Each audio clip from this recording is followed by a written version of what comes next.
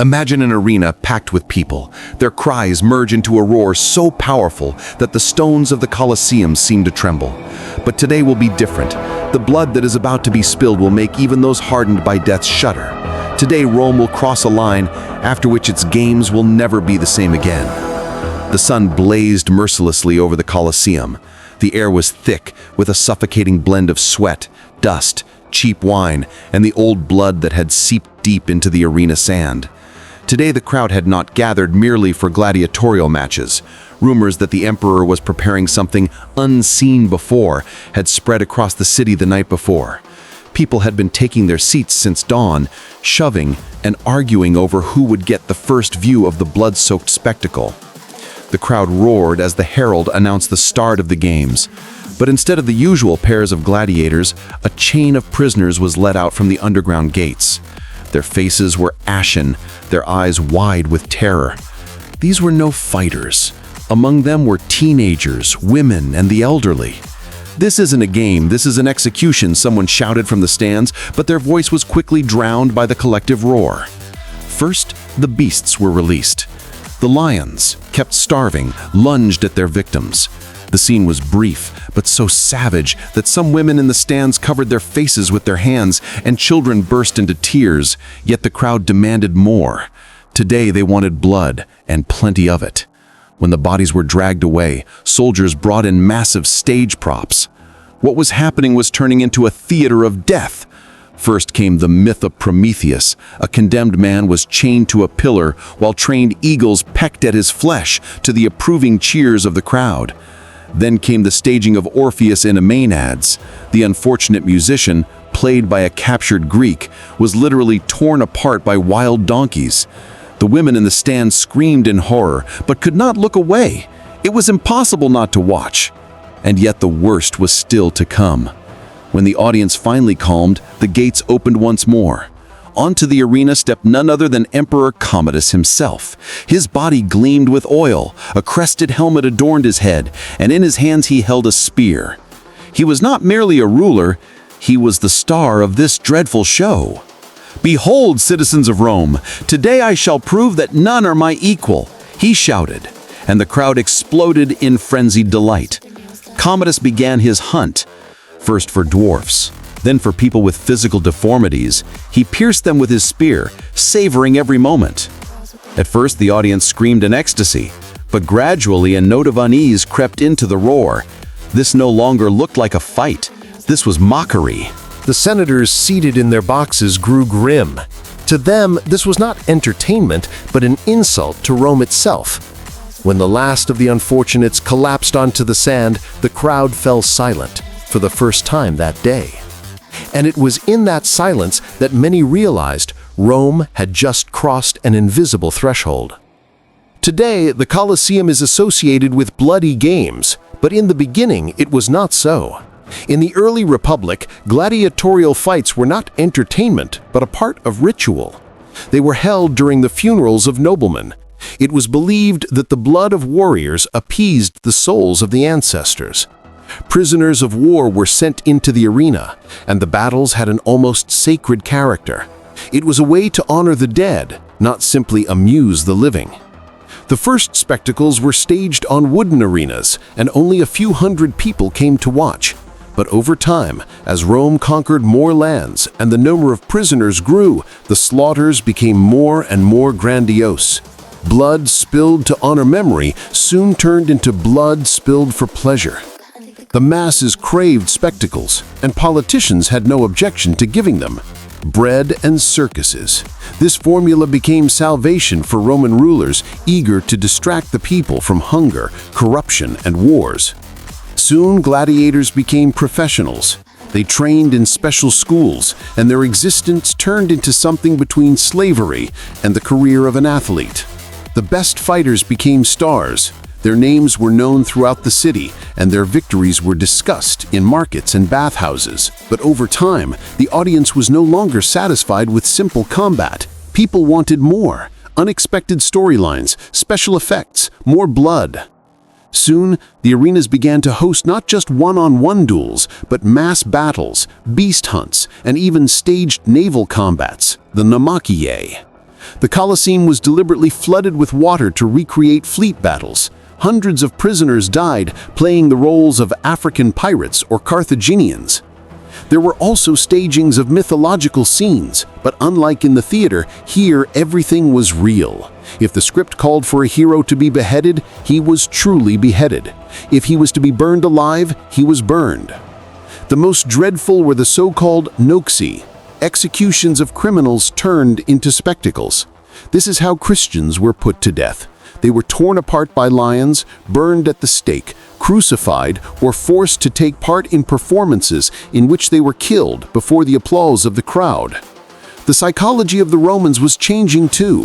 What once shocked them became normal. People came to the Colosseum not to feel horror, but excitement.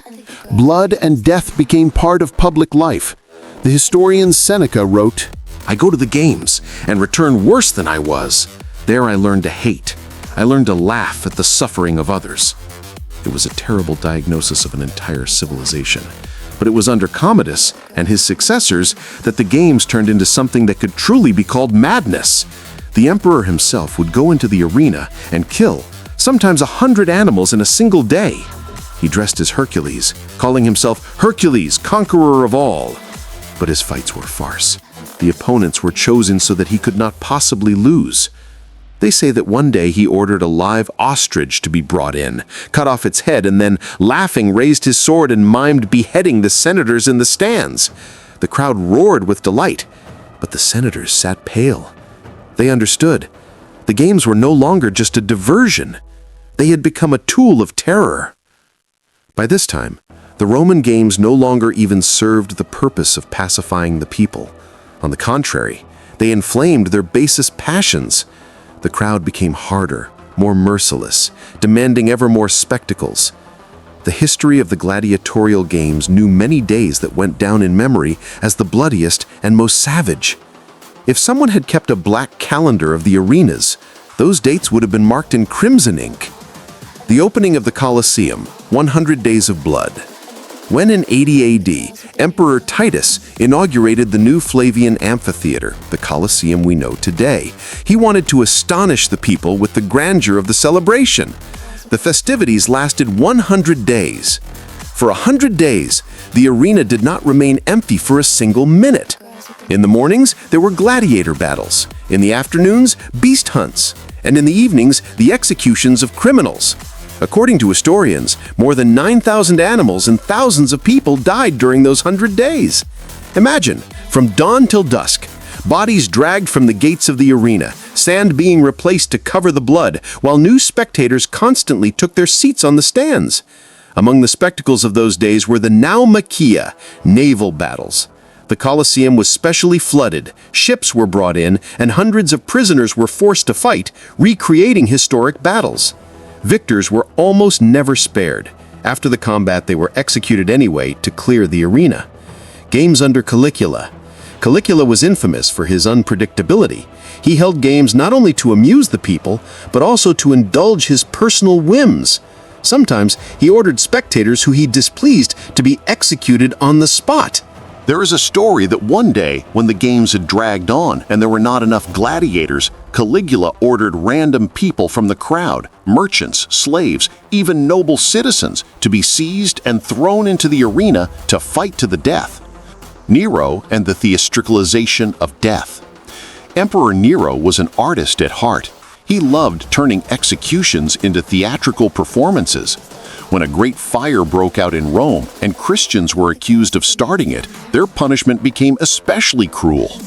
Some of the condemned were crucified and set on fire, turned into living torches that lit up the night festivities. Others were thrown to the dogs or forced to take part in mythological reenactments where their death was part of the play. Picture the scene.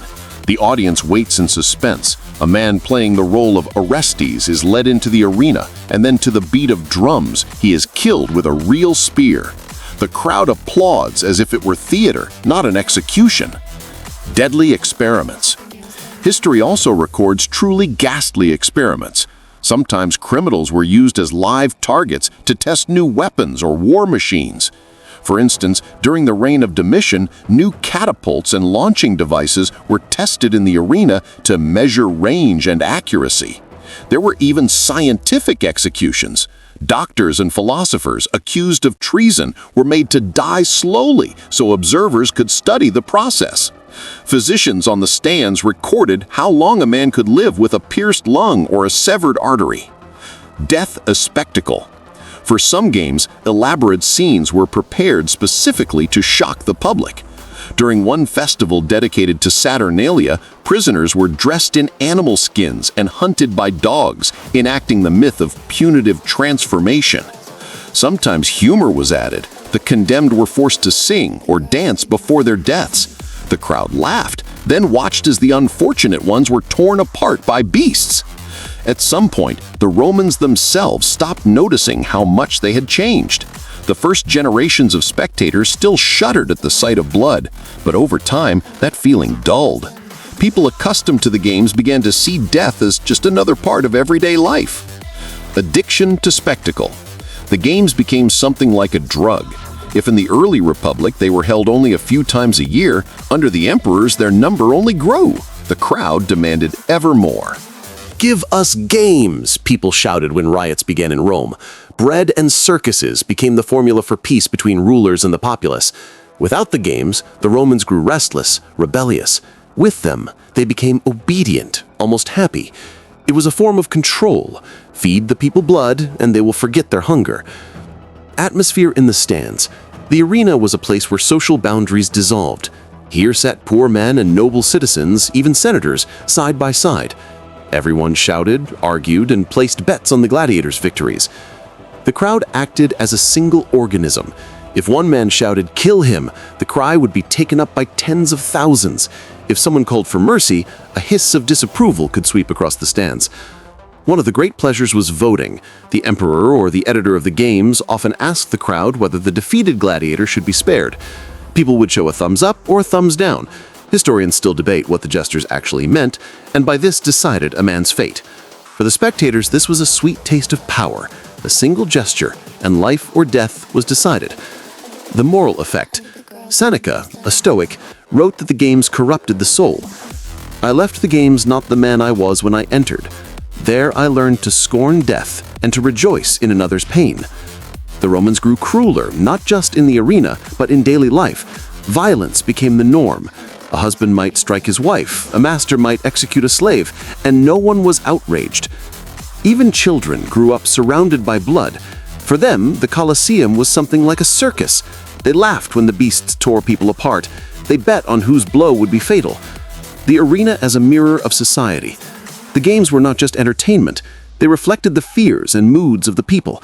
When the empire was in crisis, the games became bloodier. The worse things were for the state, the more blood was required to distract the masses. So it was, for example, in the 3rd century, when the empire was collapsing under barbarian invasions. Games were held almost every week.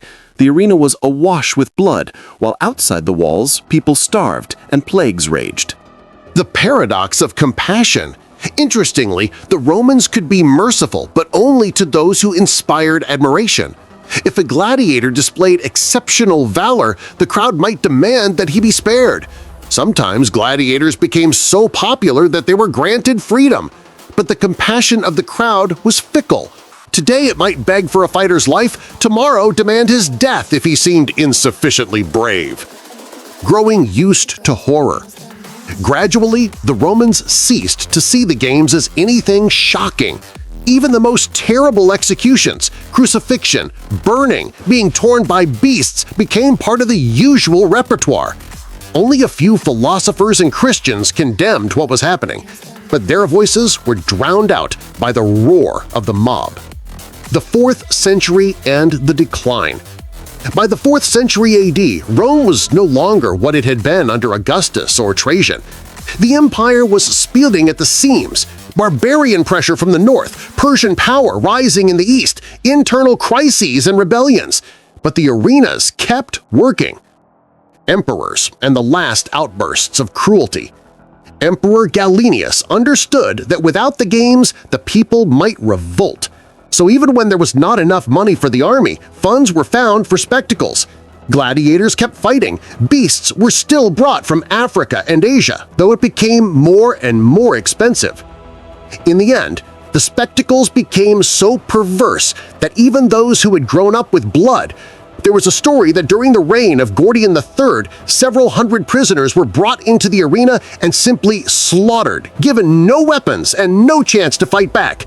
At first, the crowd shouted, then fell silent. This was no longer a game. This was a mass execution.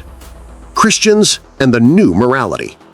With the spread of Christianity, attitudes towards the arenas began to change. The new faith taught mercy, compassion, the equality of all men. More and more people began to see the games not as entertainment, but as a disgrace. One of the most famous episodes is the story of the monk Telemach, who, according to legend, leapt into the arena during the games and cried out loudly, "Stop this madness!" The crowd was stunned. Emperor Honorius ordered him executed, but chroniclers say that this act was the last straw. In 404 AD, the emperor officially banned gladiatorial combat. The arenas fell silent. The roar of the crowd was replaced by silence. The stone vaults, soaked with the blood of thousands of men and beasts, became grim monuments to human cruelty. Occasionally, the arenas were used for executions, but mass fights were no more. Romans began to feel ashamed of what had once been their favorite amusement. Imagine the last day of the games. A dusty evening, the sun setting behind the Colosseum's columns. The crowd gathers, but not as noisy as before. People look at the arena with unease, as if they understand they are about to witness the end of an era. The last gladiators step out onto the sand. Their fight is sluggish, without the old fire. They know this is the end. The audience shouts half-heartedly, as if it too has grown tired of blood. When the final gladiator falls, the herald announces the end of the games. The crowd disperses in silence. The wind drives scraps of straw across the sand. The sun sinks, and darkness settles over the amphitheater. From that day on, Rome would never be the same. The fall of the empire. Some historians believe that the games themselves were one of the causes of Rome's downfall. They distracted the people from real problems, drained the treasury, and corrupted morality. Citizens accustomed to blood and spectacle forgot how to work, to fight, to build. When the barbarians came, the people were no longer ready to defend their city. They wanted shows, but instead of shows came the Goths, and real blood ran through the streets of Rome. The Colosseum became a ruin. Its stones were dismantled to build churches and palaces. The arena was gradually buried under earth. And yet, the memory of those games remained. Final thought. The arena spectacles of Rome are not just a story about gladiators. They are a story about how a civilization can grow accustomed to cruelty and turn it into a norm. Rome fell not only from the blows of the barbarians, it fell from its own thirst for blood. Today, the Colosseum stands as a reminder. Thousands of tourists walk through its stone corridors, taking photos with the arena as a backdrop. But if you close your eyes and listen, it seems you can still hear the roar of the crowd, the shouts of gladiators, and the bellow of beasts. It is an echo of the past, reminding us, when spectacle crosses the boundary of humanity, it becomes the harbinger of the end. Nails done. Girls with the nails done.